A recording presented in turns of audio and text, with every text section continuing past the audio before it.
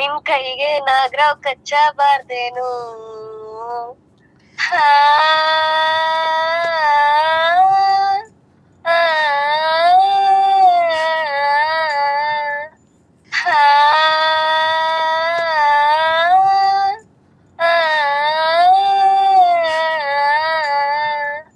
ಒಂದ್ ಪಿಂಪಲ್ ಇದ್ರೆ ಯಾರು ಆಚೆ ಬರಲ್ಲ. ಎಕ್ಸಾಕ್ಟ್ಲಿ ಅಲ್ವಾ? ಒಂದ್ ಚೂರ್ ಮೇಕಪ್ ಸರಿಯಾಗಿ ಕಾಣಿಸಿಲ್ಲ ಅಂದ್ರೆ ಮೀಡಿಯಾ ಮುಂದೆ ಬರಲ್ಲ. ನಾನು ಶರ್ಟ್ ತೆಗೆದು ನಾನು ಮಾಡ್ಬೇಕು ಅಂತ ಹೇಳಿದ್ರೆ it was very difficult psychologically ನನಗೆ. ಅಪ್ಪು ಸರೇ ಕಾರಣ ಇದಕ್ಕೆ.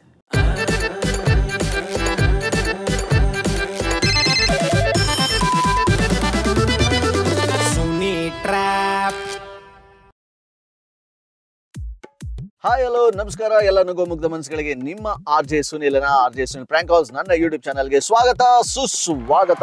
ಸದ್ಯಕ್ಕೆ ಇವತ್ತಿನ ಕಾರ್ಯಕ್ರಮದಲ್ಲಿ ಸುನಿಲ್ ಸ್ಟುಡಿಯೋ ಬಿಟ್ಟು ಹೊರಗಡೆ ಬಂದೀನಿ ಅಂತಂದ್ರೆ ಯಾರನ್ನೋ ಕ್ಯಾಚ್ ಹಾಕೊಳ್ತಾನೆ, ಸಿಕ್ಕಾಬಟ್ಟೆ ಮೋಜು ಮಜಾ ಮಸ್ತಿ ಮಾಡ್ತಾನೆ ಅಂತ ನಿಮ್ಮೆಲ್ಲರಿಗೂ ಗೊತ್ತಿರುತ್ತೆ.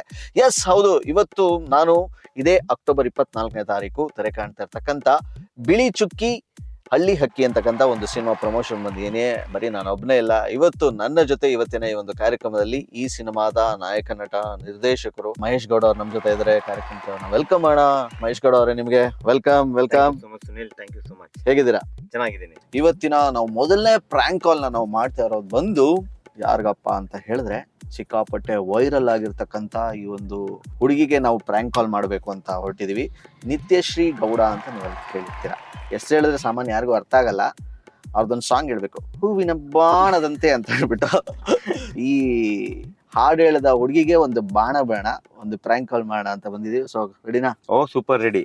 ಎಸ್ ಕಮಾನ್, ಬನ್ನಿ. ನಿತ್ಯಶ್ರೀ ಗೌಡ ಅವರಿಗೆ ನಾವು ಬಾಣ ಬೇಡೋಣ. ಹಲೋ, ನಿತ್ಯಶ್ರೀ ಗೌಡ ಅವರಾ? ನಮಸ್ತೆ ಅಮ್ಮ, ಚೆನ್ನಾಗಿದೆಯಮ್ಮ? ನಾನಿಲ್ಲಿ ಶಶಿಧರ್ ಅಂತ ಹೇಳ್ಬಿಟ್ಟು BBMP ಇಂದ. ಎಲ್ಲಿದ್ದೀರಮ್ಮ ನೀವು? ಮೈಸೂರು ಅಥವಾ ಯಾವ ನಿಮ್ದು? ಹಾ ಓಕೆ. ನಾವು ಕಾಲ್ ಮಾಡಿದ ವಿಚಾರ ಏನಪ್ಪಾ ಅಂತಂದ್ರೆ, ನಮ್ಮ ಒಂದು ಕ್ಯಾಂಪೇನ್ ಮಾಡ್ತಾ ಇದೀವಿ ನಾವು BBMP ಇಂದ, ಒಂದು ಅರಿವು ಮೂಡಿಸ್ತಕ್ಕಂಥ ಜಾಗೃತಿ ಕಾರ್ಯಕ್ರಮ. ಹಾ, ಯಾರು ಮಾತಾಡ್ತಿರೋದು ಇದು? ಅವಾಗ್ಲೇ ಯಾರು ಮಾತಾಡಿದಮ್ಮ? ಹಾ ಈ BBMP ಇಂದ ಕಾಲ್ ಮಾಡ್ತಿರೋದು. ಅದೊಂದು ಜಾಗೃತಿ ಮೂಡಿಸ್ತಕ್ಕಂಥ ಒಂದು ಕಾರ್ಯಕ್ರಮ. ಆ ಕಾರ್ಯಕ್ರಮಕ್ಕೆ ನಿಮ್ನ ರಾಯಭಾರಿಯಾಗಿ ನಾವು ಸೆಲೆಕ್ಟ್ ಮಾಡಿದೀವಿ. ನಿಮ್ಗೇನಾದ್ರೂ ಬರಕ್ಕಾಗತ್ತಾ ಬೆಂಗಳೂರಿಗೆ? ಈಗ ಕಾರ್ಯಕ್ರಮ ಬಂದು ಇದು ದಸರಾ ಕಳ್ಕೊಂಡು ನಾವು ಮಾಡ್ತಾ ಇದೀವಿ. ಓಕೆ, ಇದಕ್ಕೆ ಅಂತ ಅನ್ಬಿಟ್ಟೆ ನಾವು ಒಂದು ಮ್ಯೂಸಿಕ್, ಒಂದು ಸಾಂಗ್ ಕೂಡ ಮಾಡಿಸ್ತಾ ಇದೀವಿ. ನಿಮ್ದೆಲ್ಲ ನಾವು ಇನ್ಸ್ಟಾಗ್ರಾಮ್ ಅಲ್ಲಿ ಮತ್ತೆ ಇದ್ರಲ್ಲೆಲ್ಲ ನೋಡಿದ್ವಿ ನಿಮ್ ಸಾಂಗ್ಸ್ ಇದೆಲ್ಲ. ಸೊ ಅದೇ ತರ ನಾವು ಒಂದು ಸಾಂಗ್ ಮಾಡ್ಕೊಂಡಿದೀವಿ. ಆ ಸಾಂಗ್ನು ಕೂಡ ನೀವು ಆಡ್ಬೇಕಾಗತ್ತೆ. ಒಂದ್ ನಿಮಿಷ, ನಮ್ಮ ಸರ್ ಇದಾರೆ, ಕೊಡ್ತೀನಿ, ಮಾತಾಡ್ತೀರಾ? ಹಲೋ, ನಮಸ್ತೆ ಅಮ್ಮ. ನಾನು ಕುಮಾರ್ ಸರ್ ಅಂತ ಮಾತಾಡೋದು. ತುಂಬಾ ಚೆನ್ನಾಗಿ ಏನೋ ವೈರಲ್ ಆಗ್ತಾ ಇದೀರಂತೆ. ನಿಮ್ ತರ ಪ್ರತಿಭೆಗಳೆಲ್ಲ ಸ್ವಲ್ಪ ನಮ್ಮ ಅಭಿವೃದ್ಧಿಗೆ, ಸಮಾಜಕ್ಕೆ, ಅದಕ್ಕೆಲ್ಲ ಸ್ವಲ್ಪ ಒಳ್ಳೆ ರೀತಿನೂ ನಿಮ್ನ ಬಳಸ್ಕೊಂಡ್ರೆ ತುಂಬಾ ಒಳ್ಳೇದಾಗುತ್ತಮ್ಮ. ಅವರು ಇನ್ಫಾರ್ಮೇಶನ್ ಕೊಟ್ಟಿದ್ದೀರಾ ಇವ್ರಿಗೆ? ಪೂರ್ತಿ ಹೇಳಿಲ್ಲ, ನಿಮ್ನ ಮಾತಾಡ್ಸಿದ ಅಂತ. ಹೌದಾ, ಸರಿಮ್ಮ. ಈ ತರ ಡೇಟ್ ಹೇಳ್ತಾರಮ್ಮ ಇವರು ಸಾಹೇಬ್ರು, ಆಯ್ತಾ? ನೀವು ಬರ್ಬೇಕು, ಬಂದು ಮಾಡ್ಕೊಟ್ರೆ ನೋಡಿ, ಯಂಗ್ಸ್ಟರ್ಸ್ಗಳು ಮುಂದೆ ಫ್ಯೂಚರ್ ನೀವೆಲ್ಲರೂ. ಅವರು ನಿಮ್ಗೆ ಅಂತಾನೇನೋ ಎಲ್ಲ ಬರ್ಸಿದ್ದಾರೆ. ನೀವು ಎಲ್ಲಿ ದಸರಾ ಕಳ್ಕೊಂಡಾದ್ಮೇಲೆ ಅಲ್ವನ್ರಿ? ಹೌದು. ದಸರಾ ಕಳ್ಕೊಂಡ ಆದ್ಮೇಲಿಂದ ಒಂದು ಕಾರ್ಯಕ್ರಮ ಇರುತ್ತಮ್ಮ. ನೀವು ಬರ್ಬೇಕು, ಬಂದ್ ಮಾಡ್ಕೊಟ್ಬಿಟ್ಟು ಹೋಗ್ಬೇಕಮ್ಮ. ಓಕೆನಾ? ಸರಿ ಅಮ್ಮ, ಒಂದ್ ನಿಮಿಷ. ಹಲೋ ಮೇಡಮ್, ಇದು ರೆಮ್ಯುನರೇಷನ್ ಏನು ಎತ್ತ ಅಂತ ನೀವು ಹೇಳಿದ್ರೆ ಇಲ್ಲೇ ಮಾತಾಡ್ಬಿಡ್ತೀನಿ ಸರ್. ಓಕೆ. ಹಾ ಬಟ್ ಈಗ ಕೆಲವರು ಹಿಂಗಂತಾರೆ, ಆಮೇಲೆ ನೋಡಿದ್ರೆ ಅವ್ರದ್ದು ಸ್ಟೈಲೇ ಚೇಂಜ್ ಆಗ್ಬಿಡುತ್ತೆ. ಅಲ್ಲಿಗೆ ಬರಕ್ಕಾಗಲ್ಲ, ಇಲ್ಲಿಗೆ ಬರಕ್ಕಾಗಲ್ಲ. ಅದಕ್ಕೋಸ್ಕರ ಸ್ಟಾರ್ಟಿಂಗೇ ನಾವು ಮಾತಾಡ್ಕೊಂಡ್ಬಿಡ್ತೀವಿ. ನಿಮ್ದೇನು ಅಂತ ಇಷ್ಟಲ್ಲ ಇಷ್ಟು ಅಂತ ಹೇಳಿ, ಯಾಕಂದ್ರೆ ನಮ್ದೇ ಕಾರೆಲ್ಲ ಅರೇಂಜ್ ಮಾಡ್ತೀವಿ. ಬೆಂಗಳೂರಿಗೂ ಬಂದು ಸ್ಟುಡಿಯೋನು ಬುಕ್ ಮಾಡಿರ್ತೀವಿ. ನೀವು ಸ್ಟುಡಿಯೋಲಿ ಆಡ್ತೀರಾ ಅಥವಾ ಅಲ್ಲೇ ಆಡ್ಕೊಡ್ತೀರಾ? ಓಕೆ. ಈಗ ಏನಂತಂದ್ರೆ ಅಮ್ಮ, ಕಸ ಎಸಿತಾರಲ್ಲ, ಅದ್ರ ಬಗ್ಗೆ ಜಾಗೃತಿ ಮೂಡಿಸ್ತಕ್ಕಂಥ ಒಂದು ಅಭಿಯಾನ ಇದು. ನಾವು all over Karnataka, especially BBMP ಯಲ್ಲಿ ಇದನ್ನ ನಾವು ಪ್ರಮೋಟ್ ಮಾಡ್ತಾ ಇದೀವಿ. ನೀವೇ ಹಾಡಿದಿರಲ್ಲ, ಅದೇ ತರ ಲೈನ್ ನಾವು ಕೂಡ ಬರ್ಸಿದೀವಿ. ಇದನ್ನ ಒಂದು ಸಾಂಗ್ ರೈಟರ್ ಕೈಲಿ. ಇದು ಹೂವಿನ ಬಾಣದಂತೆ ಯಾರಿಗೂ ಕಾಣದಂತೆ ಖಾಲಿಯ ಜಾಗದಲ್ಲಿ ಮೋರಿಯ ಪಕ್ಕದಲ್ಲಿ ಕವರಲಿ ಕಸವನ್ನು ಹಾಕ್ತಿ ನೀನು ನಿನ್ ಕೈಗೆ ನಾಗರಾವ್ ಕಚ್ಚಬಾರ್ದೇನೋ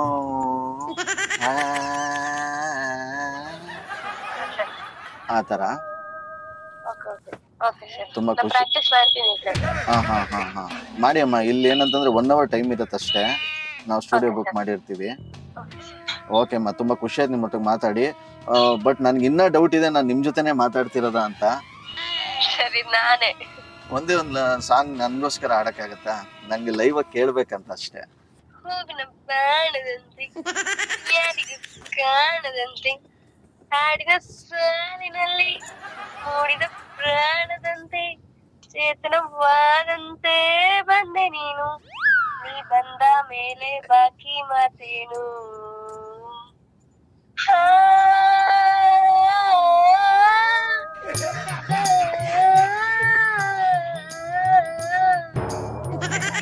ಬ್ಯೂಟಿಫುಲ್ ಬ್ಯೂಟಿಫುಲ್ ಅಮ್ಮ. ಥ್ಯಾಂಕ್ ಯು ಅಮ್ಮ. ನಮಗೋಸ್ಕರ ನಾ ರಿಕ್ವೆಸ್ಟ್ ಮಾಡಿದಕ್ಕೆ ಆಡಿದಕ್ಕೆ ಥ್ಯಾಂಕ್ ಯು ಅಮ್ಮ. ಮತ್ತೆ ಇನ್ನೊಂದೇ ಒಂದು ಲಾಸ್ಟ್ ರಿಕ್ವೆಸ್ಟ್, ಅದೇ ನೀವು ಲಾಸ್ಟ್ ಅಲ್ಲಿ ಹೇಳಿದ್ರಲ್ಲ, ನೀ ಬಂದ ಮೇಲೆ ಬಾಕಿ ಮಾತೇನು, ಅದಕ್ಕೆ ನಾವು ಲಿರಿಕ್ಸ್ ಬರ್ದಿದೀವಲ್ಲಮ್ಮ, ನಿನ್ ಕೈಗೆ ನಾಗರಾವ್ ಕಚ್ಚಬಾರ್ದೇನು, ಅದೊಂದು ಹಾಡು ನಮ್ಗೊಂದ್ಸಲ ನಾನು ಯಾಕಂದ್ರೆ ಮ್ಯೂಸಿಕ್ ಡೈರೆಕ್ಟರ್ ಕಳಿಸ್ಬೇಕು, ಹಾಡ್ತೀರಾ? ನಿನ್ ಕೈಗೆ ನಾಗರಾವ್ ಕಚ್ಚಬಾರ್ದೇನು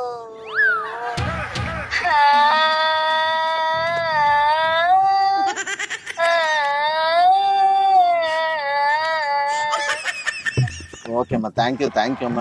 ನನ್ಗೆ ಯಾಕೋ ಡೌಟ್ ಆಗ್ತಿದೆ, ನಿಮ್ಗೆ ಹುಷಾರಿಲ್ಲ ಅನ್ನೋ ಸುಳ್ಳು, ಬಟ್ ನೀವು ಚೆನ್ನಾಗಿದ್ದೀರಾ, ಇಷ್ಟು ನಮ್ಗೆ ಸಪೋರ್ಟ್ ಮಾಡಿದ್ರ, ನಿಮ್ಗೋಸ್ಕರ ನಿಜವಾಗ್ಲೂ ಸಾಹೇಬ್ರಿಗೆ ಹೇಳಿ ನಾನು ಒಂದು ಪೇಮೆಂಟ್ ಕೊಡಿಸ್ತೀನಿ, ನಿಮ್ ಕೈ ಮುಗಿತೀನಿ, ನೀವು ಪೇಮೆಂಟ್ ತಗೊಳ್ಳೇಬೇಕು ದಯವಿಟ್ಟು. ಓಕೆ ಅಮ್ಮ, ನಿಮ್ಮ ಫೋನ್ ಪೇ ಇದೆ ನಂಬರ್ ಇದೆ ಅಲ್ವಾ? ಸರ್, ಇದೇ ನಂಬರ್ ಇಲ್ಲ, ಅಕ್ಕನ ನಂಬರ್ ಇದೆ. ಹೌದಾ? ಓಕೆ, ಅವ್ರಿಗೆ ಕಳಿಸ್ತೀನಿ. ಓಕೆನಮ್ಮ, 111 ರೂಪಾಯಿ ಕಳಿಸ್ತೀನಿ, ತಗೊಂಡು. ಏನಮ್ಮ ಎಲ್ಲದಕ್ಕೂ ಓಕೆ ಅಂದ್ರೆ ಹೆಂಗೆ? ಯಾರು ಹೇಳ್ಕೊಟ್ರು ಇದನ್ನ ಓಕೆ ಅನ್ನೋದನ್ನ? ಸ್ಟಾರ್ಟಿಂಗ್ ಟ್ರಬಲ್ ಅಲ್ವಾ, ಇನ್ಮೇಲೆ ಓಕೆ ಆಗುತ್ತೆ ಬಿಡಿ. ಯಾಕಂದ್ರೆ ಮೊನ್ನೆನೂ ಅದು ಯಾವ್ದೋ ಇದ್ರಲ್ಲಿ ಅದು ಯುವ ಸಂಭ್ರಮದಲ್ಲೆಲ್ಲ ಹೋಗಿ ನೀವು ಬರೀ ಸಿಂಗರ್ ಅಲ್ಲ, ಡ್ಯಾನ್ಸರ್, ನೀವು ಡ್ಯಾನ್ಸ್ ನು ಪ್ರಾಕ್ಟೀಸ್ ಮಾಡಿ ತುಂಬಾ ಚೆನ್ನಾಗಲ್ಲ. ಇಲ್ಲ ಅದು ಅಬ್ನಾರ್ಮಲ್ ಅಲ್ಲ, ತುಂಬಾ ಸಖತ್ತಾಗೆ ಮಾಡಿದ್ರಿ ನೀವು. ಒಟ್ಟಲ್ಲಿ ಟ್ಯಾಲೆಂಟ್ ಇದೆ, ನೀವು ದಯವಿಟ್ಟು ನಿಮ್ ಕೈ ಮುಗಿತೀನಿ. ಈ ತರ ಯಾರೇ ಏನೇ ಸಪೋರ್ಟ್ ಕೇಳಿದ್ರು ಮಾಡ್ತೀರಾ, ಕಂಟಿನ್ಯೂ ಮಾಡಿ ಅಮ್ಮ ಇದನ್ನ. ಹೀರೋಯಿನ್ ಎಲ್ಲ ಆಗ್ಬೇಕು ಅಂತ ಇದೀರಿ, ಒಳ್ಳೇದಾಗ್ಲಿ ನಿಮ್ಗೆ. ಯಾರು ಹೀರೋ ಆದ್ರೆ ಚಂದ ಇರುತ್ತೆ ನಿಮ್ಗೆ? ಹೀರೋಯಿನ್ ಜೊತೆ ಏನ್ ಇಷ್ಟ ಇಲ್ಲ, ಸೈಡ್ ರೋಲ್ ಅಂತ ಕೊಟ್ರೆ ಎಷ್ಟರ ಜೊತೆ ಮಾಡ್ಬೇಕಂತ ಇಷ್ಟ. Super madam. ಆಕ್ಚುಲಿ ನಮ್ದು ಅಭಿಯಾನಕ್ಕೆ ಬಂದ್ರೆ ನೀವು ನೆಕ್ಸ್ಟ್ ಏನಾಗ್ತಿರೋ ಹೇಳಕ್ಕಾಗಲ್ಲ. ಓಕೆ ಮೇಡಮ್, ನಾವು ಸಾಹೇಬ್ರು ಒಂದ್ಸಲ ಮಾತಾಡ್ಬೇಕಂತೆ, ಕೊಟ್ಬಿಡ್ತೀನಿ ಲಾಸ್ಟ್. ಮಾತಾಡಿದ್ರಮ್ಮ ಎಲ್ಲ?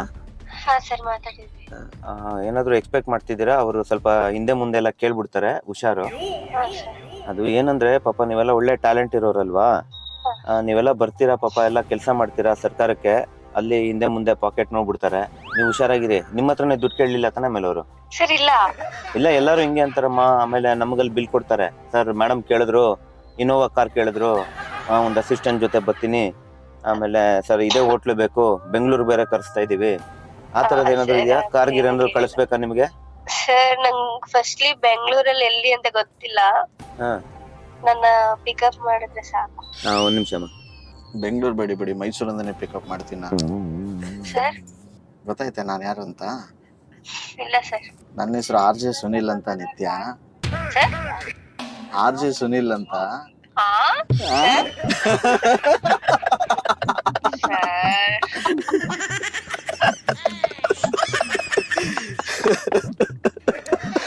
ಓಕೆ, ಬಟ್ ನಮ್ ಜೊತೆ ಬಿಳಿ ಚುಕ್ಕಿ ಹಳ್ಳಿ ಹಕ್ಕಿ ಅಂತ ಒಂದು ಸಿನಿಮಾ ರಿಲೀಸ್ ಆಗ್ತಾ ಇದೆ. ಆ ಸಿನಿಮಾ ಹೀರೋ ಮಹೇಶ್ ಅವರು ನಮ್ ಜೊತೆ ಇದಾರೆ, ಮಹೇಶ್ ಗೌಡ ಅವರು. ಸಾಹೇಬ್ರು ಮಾತಾಡಿದ ಅವ್ರೇನೆ. ಒಂದ್ ನಿಮಿಷ ಅವ್ರ ಕೈಲಿ ಕೊಡ್ತೀನಿ, ಮಾತಾಡಿ. ಹಲೋ ಸರ್, ಹೇಗಿದ್ದೀರಮ್ಮ ನಿತ್ಯ? ಚೆನ್ನಾಗಿದ್ದೀನಿ. ಇದು ನನ್ನ ವಾಯ್ಸ್ ಅಮ್ಮ, ನನ್ನ ಸಾಹೇಬ್ರಲ್ಲ. ನಮ್ದೊಂದು ಸಿನಿಮಾ ಬರ್ತಿದೆ, ಬಿಳಿ ಚುಕ್ಕಿ ಹಳ್ಳಿ ಹಕ್ಕಿ ಅಂತ. ನಿಮಗೆ ಕನ್ನಡದಲ್ಲಿ ತೊನ್ನು ಅಂತಾರೆ, ಗೊತ್ತಾ? ಒಂದು ವ್ಯಕ್ತಿಯ ಬಾಡಿ ಮೇಲೆ ವೈಟ್ ಪ್ಯಾಚಸ್ ಇರುತ್ತಲ್ಲ, ಬಿಳಿ ಮಚ್ಚೆಗಳು. ಇದು ಒಳ್ಳೆ ಮೆಸೇಜ್ ಇರೋಂತ ಕಾಂಟೆಂಟ್.